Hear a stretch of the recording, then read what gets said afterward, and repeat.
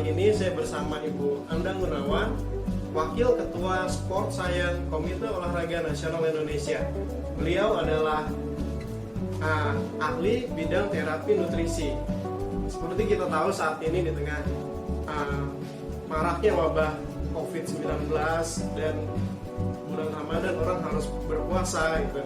Nutrisi menjadi hal penting yang perlu kita perhatikan. Gimana Bu Andang? Bisa dijelaskan kepada kami gimana pentingnya nutrisi bagi imunitas?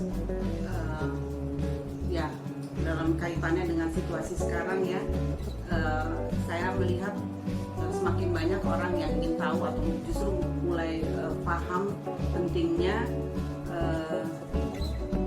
kekebalan tubuh.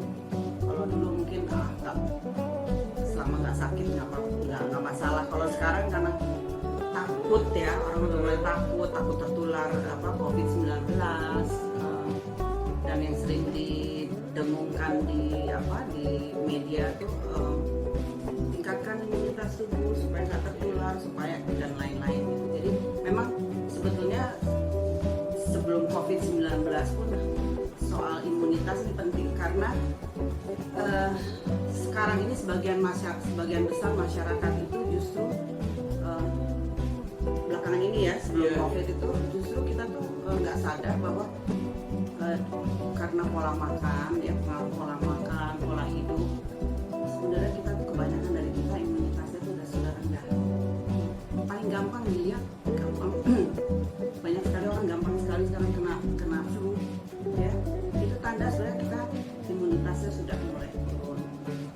Kanker, terus penyakit autoimun, ya itu banyak sekali sekarang, semakin banyak. Jadi tanda-tandanya sih sebenarnya sudah banyak terlihat, tapi karena itu tidak menular, jadi mungkin kita anggap bukan masalah. Karena sekarang ini COVID-19 ini memang sangat menakutkan, penularannya sangat cepat, ya, sangat luas, sehingga orang jadi mulai berpikir saya harus meningkatkan kekebalan tubuh. Jadi sebetulnya apa sih sistem imun itu? Sistem imun itu adalah suatu struktur atau proses dari proses biologis yang ada dalam tubuh kita yang membentuk satu sistem pertahanan tubuh untuk melawan penyakit. Jadi sistem imun itu dia fungsinya antara lain untuk menangkal ya, juga menangkap kalau ada virus, kuman, bakteri, parasit dan pokoknya semua yang dianggap oleh tubuh kita itu musuh atau tubuh kita nggak perlu, itu akan diserang oleh sistem kekebalan tubuh kita. Ya, jadi itu yang harus kita tingkatkan. Nah mungkin caranya sekarang gimana nih kita yang udah yang harus diam dalam rumah ya, harus stay home. Caranya meningkatkan kekebalan tubuh bisa nggak? Maunya cepet-cepet dalam waktu cepat, soalnya saya nggak mau cepet-cepet ketularan misalnya seperti itu ya, nggak bisa.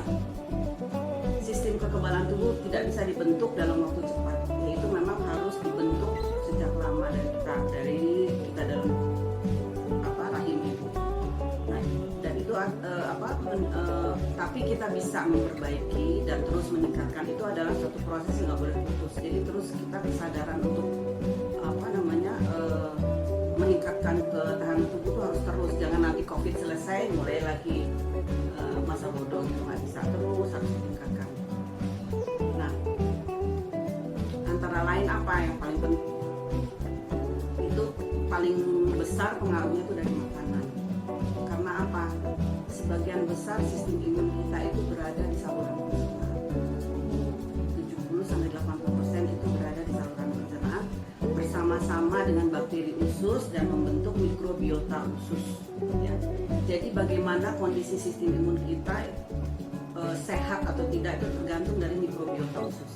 Nah itu sangat terkait dengan makanan dan apa yang masuk ke dalam saluran pencernaan kita itu mempengaruhi, bisa membuat mikrobiota ususnya jadi lebih sehat atau lebih buruk. Ya kalau kita makan yang kebanyakan makanan diproses, kita banyak mengkonsumsi makanan-makanan yang mengandung pengawet, misalnya zat kimia, yaitu pasti akan merusak mikrobiota usus.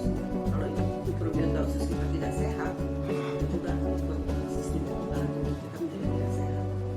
Jadi nomor satu adalah pola makan. Dan memang usus kita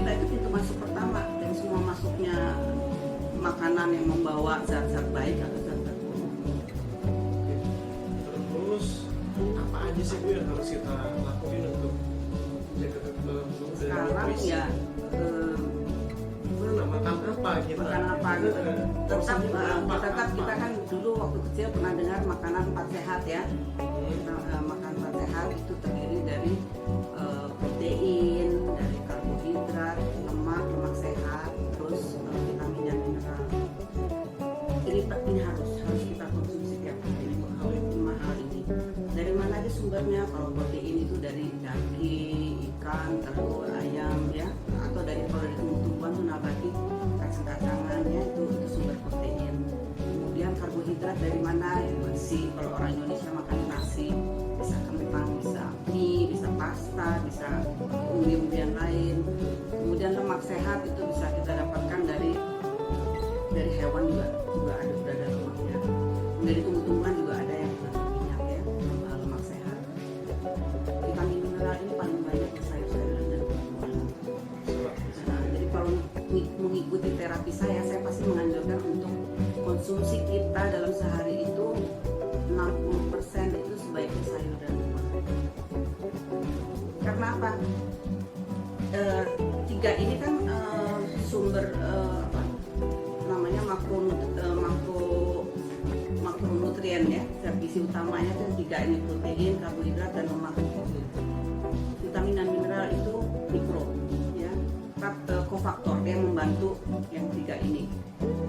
Protein, lemak dan protein, karbo dan lemak ini tidak bisa bekerja untuk tubuh kita kalau nggak ada vitamin dan mineral. Jadi makanya kita harus juga cukup banyak mengkonsumsi makanan yang mengandung vitamin dan mineral tinggi. Dan itu banyak di buah-buahan dan sayuran. Gitu. Jadi semua itu harus lengkap dalam sehari. Ya. Dan nggak perlu juga harus untuk makan sehat harus makanan mahal. Banyak kok yang tumbuh di sekitar apa yang kita bisa dapat dari sekitar kita. Bisa kasih contoh nggak? Idealnya tuh makanan tuh apa aja dalam satu porsi yang biasanya dimakan misalnya pisang, misalnya buah. Kebetulan aliran saya agak beda dari ilmu gizi yang konvensional. Jadi kalau saya memang mengatur asupan makanan tuh sesuai dengan cara kerja tubuh kita. Jadi badan kita tuh kalau pagi-pagi masih masuk di fase pembuangan. Jadi lebih intens melakukan pembuangan daripada melakukan yang lain. Tetap dalam 24 jam tuh semua fungsi tubuh kita tuh bekerja ya dengan tugasnya masing-masing. Tapi kalau pagi-pagi itu yang paling intens adalah pembuangan. Jadi kita harus membantu dengan makan makanan yang membantu proses pembuangan. Dan itu banyak di buah-buahan. Terus buah-buahan juga ada gula ya. Gula itu bisa menggantikan energi yang habis dipakai. Ya kan gula itu sumber energi utama, itu dipakai untuk makan. Jadi habis pagi itu kita ganti dengan makanan manis itu sebaiknya dari buah, jangan teh manis. Terus apa namanya? Ini kalau lagi puasa kan buka puasanya kolak, terus bubur manis, kue-kue. Nah itu sumber gula yang tidak bagus. Gitu. Jadi usahakan makan itu saat perut kosong itu dahulukan makan buah. Karena dia bagus buat usus ya pagi-pagi. Kemudian siang kita penuhi makanan kita dengan misalnya karbohidrat.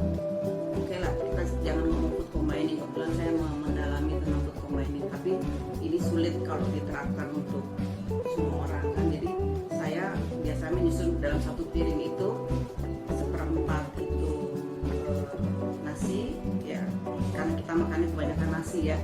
Atau mungkin kalau orang dari daerah timur sagu atau jagung. Kemudian lauknya misalnya daging, ayam, 1/4 piring lagi ya, daging, ayam atau ikan atau telur. Nah setengah piring itu adalah sayuran sendiri. Itu sayuran ya, misalkan polanya seperti itu.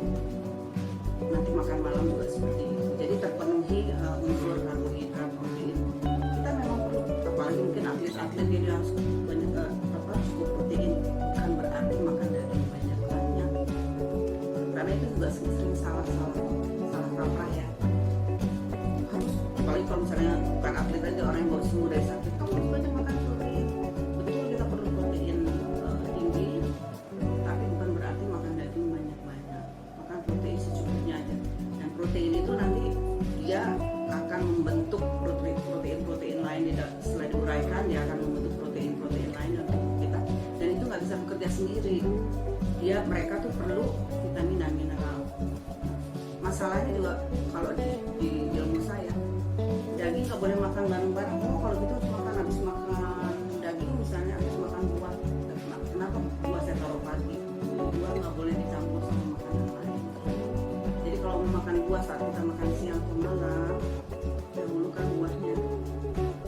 Karena proses pencernaan buah, penguraian buah dalam pencernaan itu tuh udah cepat, 5 menit dia udah terurai. Sedangkan yang lain itu butuh waktu 3-4 jam.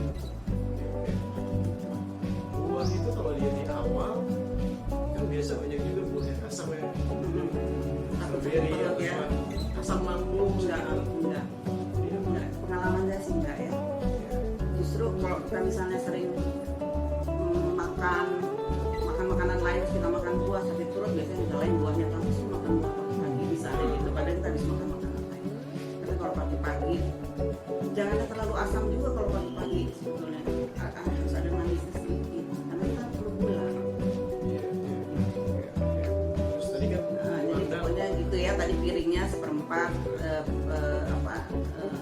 makanan pokok, 1/4 lauknya, terus sisanya. jadi intinya belum tentu kita itu butuh protein yang banyak sampai semuanya dimakan protein. Daging ya, benar daging agak salah. Dan juga banyak juga ya. Ya. Oke. Terus tadi kan ibu bahas tentang food combining. Food combining itu apa sih bu? Combining itu sebetulnya cuma cara mengkonsumsi makanan. Ngatur makanan tuh masuknya harus bagaimana supaya makanan itu bisa tercerna dengan baik dalam lambung kita. Karena pencernaan sepenting itu loh bagi imunitas ternyata. Ya, jadi kalau kita makan ada kalau teori yang ada sih memang makan sekali pun karena dari dulu juga saluran pencernaan cuma satu, jadi makanan ya harus masuk berbarengan pada saat makan yang sama. Betul, kita tuh perlu semua itu, tapi masuknya nggak boleh begitu bareng-bareng karena itu akan menyulitkan pencernaan. Akibatnya yang terjadi makanan yang gagal dicerna itu lebih banyak daripada zat gizi yang kita bisa dapat dari makanan itu. Apa kayak gagal cerna? Karena karbohidrat dan protein itu membutuhkan enzim yang berbeda ya. Masing-masing enzim dia butuh pH yang berbeda juga, jauh bedanya. Jadi kalau kita makan nasi sama daging bersama itu tubuh kita dia akan mengeluarkan pH yang sesuai untuk karbohidrat itu. Dia ambil yang tinggi dulu. Dia akan ambil yang rendah dulu. Dia selesaikan. Kemudian karena enzim yang untuk protein dia kan perlu pH yang lebih rendah. Jadi pada kita kecilin dulu pH-nya, baru enzim bisa keluar. Gitu. Nah sementara si karbonya nunggu kan, daging aja dicerna itu bisa 4 jam, nasinya nunggu.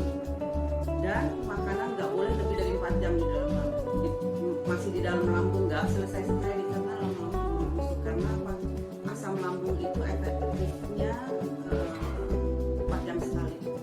Setelah 4 jam itu efektivitasnya.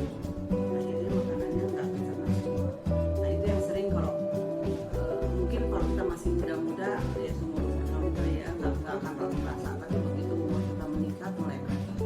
Sekarang kalau makan begini kok tunggu. Itu artinya makanan kita nggak tercerna. Ya kalau udah mulai untuk kita mungkin di bawah umur 20 tahun belum terasa kita makan aja segala kita makan. Tapi mulai umur mau masuk umur 30 mulai ini kosnya mual ya. Padahal dulu nggak apa-apa gitu kan. Jadi bukan karena dulu nggak apa-apa sekarang apa-apa. Tapi masalahnya kita badan kita sebenarnya nggak bisa di perempuan itu, tapi karena udah terus-terusan lama-lama dia mulai kasih tanda saya nggak kuat gitu. Terus nih bu, ini kan sebagian dari kita yang berpuasa. Iya. Ketika berpuasa, pola makannya juga beda. Kita berjam-jam harus berpuasa dan makan nggak ada suara apapun. Itu apa berbeda dampaknya gitu? Makanannya nutrisinya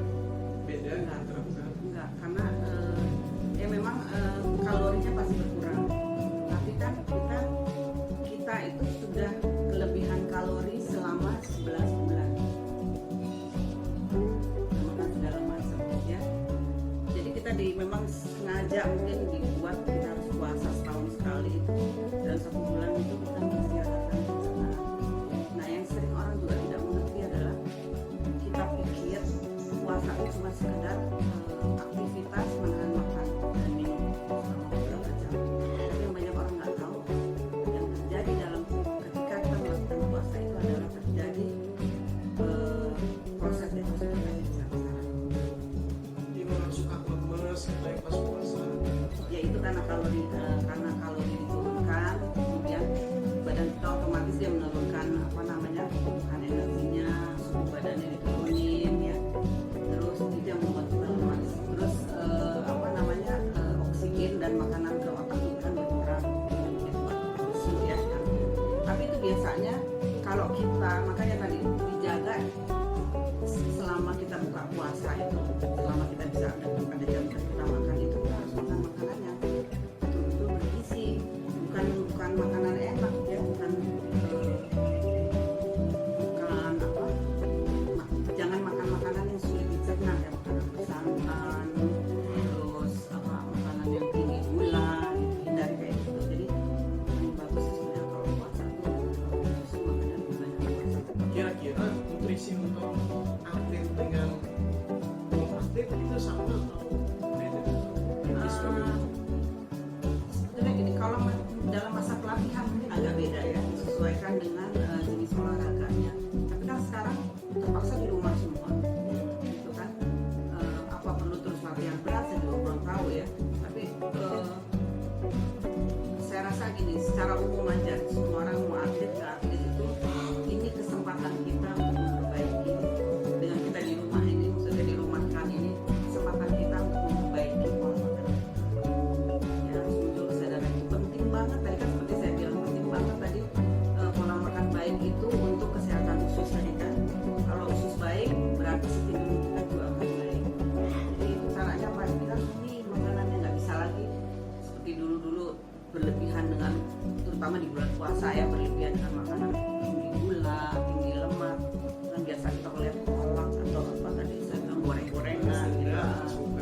Sekali-sekali oke, tapi jangan dijadikan kebiasaan karena makanan seperti itu tuh nggak cocok buat tubuh kita. Memberatkan proses pencernaan juga. Makanan yang terlalu sering dipanasin, kita kan kadang-kadang nggak mau repot ya. Ada makanan bikin banyak dipanaskan, terlalu sering dipanaskan juga aja kita nggak ada gizi. Nah itu juga badan kita nggak perlu makanan enak kok, badan kita nggak perlu gulai iga, nggak perlu ayam goreng yang terenak di dunia. Badan kita cuma perlu mana protein saya, mana karbohidrat saya, mana lemak sehat saya, mana vitamin mineral saya, dan itu cuma bisa kita peroleh kalau pola makan kita benar, pilihan makanan kita betul. Jadi apa misalnya mau daging ya oke, kita masak sekali itu habis ya, jangan dipanas-panasin lagi. Sayuran dan buah-buahan pasti kita bisa makan juga ya. Tapi kalau makanan daging atau karbo itu kan harus dimasak ya, jangan sampai dimasak Terakhir boleh dijelasin gimana contohnya gitu ya. Jadi normal Tempat nasi itu nasinya semana? Apa sepiring? Normal? piring normal lah, piring makan biasa, piring makan kita sehari-hari. Kalau kita ya, piring makan normal standar. Kita untuk ngira-ngira seberapa banyak sih saya makan, jadi saya taruh dulu sayurannya tuh setengahnya tuh udah kita penuhi sama sayuran, bisa tumisan, bisa salad ya kalau gaya orang barat. Tapi saya makanan Indonesia sayuran mentah juga ada kan, misalnya karedong, tapi semua sayuran itu ya. Kemudian 1/4 bagiannya itu kita taruh nasi. Cukup berapa sih kita mungkin juga sampai numpuk ya. Terus 1/4 bagiannya lagi kita lauknya, misalnya ayam, ikan, protein, sumber protein. Kalau kita kan sering dengar ya orang Indonesia kebanyakan kalau nggak makan nasi belum makan, dengan nasi seperempat apa cukup? Jangan dibayangin dulu. Itu kadang-kadang orang suka gini kalau dengar pola makan saya, aduh itu berat banget, aduh mau makan buah pagi-pagi nanti inilah itulah gitu kan. Jangan dipikirin dulu, jalanin aja dulu, lihat apa yang terjadi. Benar sih kalau orang iya ya ternyata kenyang gitu. Kalau kita nggak pikirin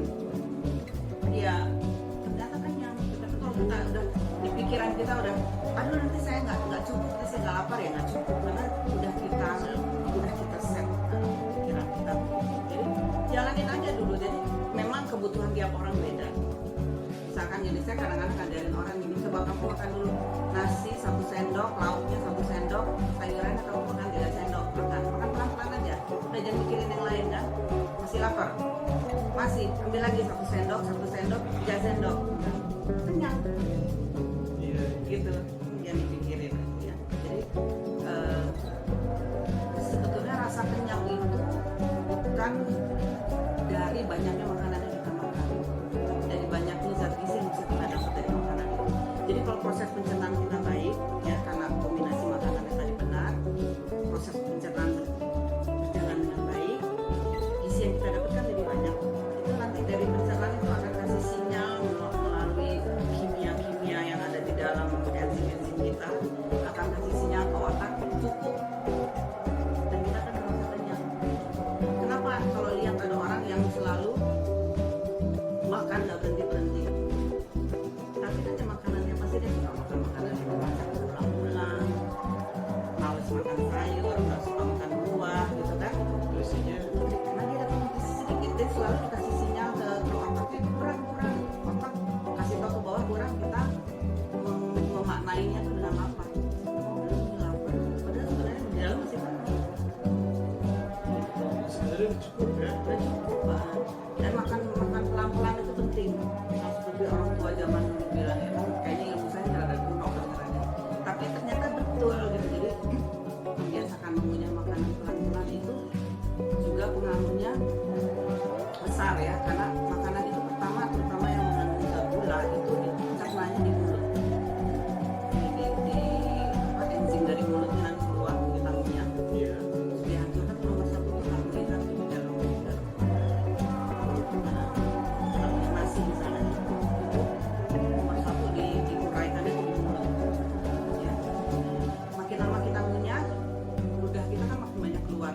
Nah, di dalam ludah itu ada enzimnya yang untuk memecah apa karbohidrat tadi.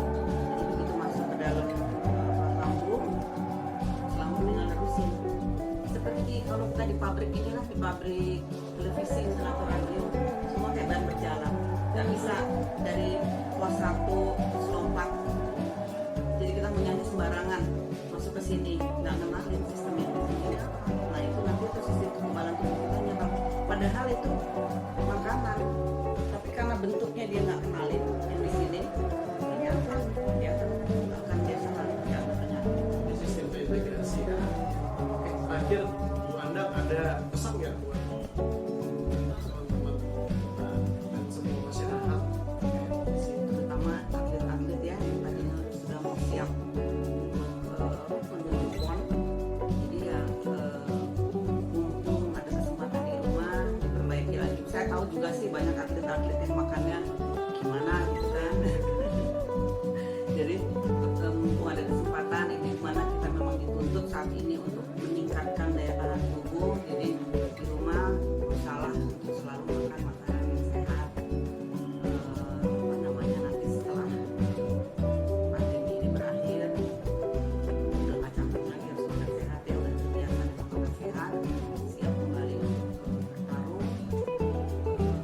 Apa namanya, latihan sih bisa dilakukan di rumah kan apa aja kan. Kalau untuk atlet bisa sudah tahu sendirilah ya, latihan rutin yang bisa dilakukan di rumah tapi nggak usah keluar dari rumah.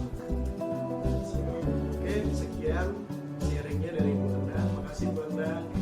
Terima kasih.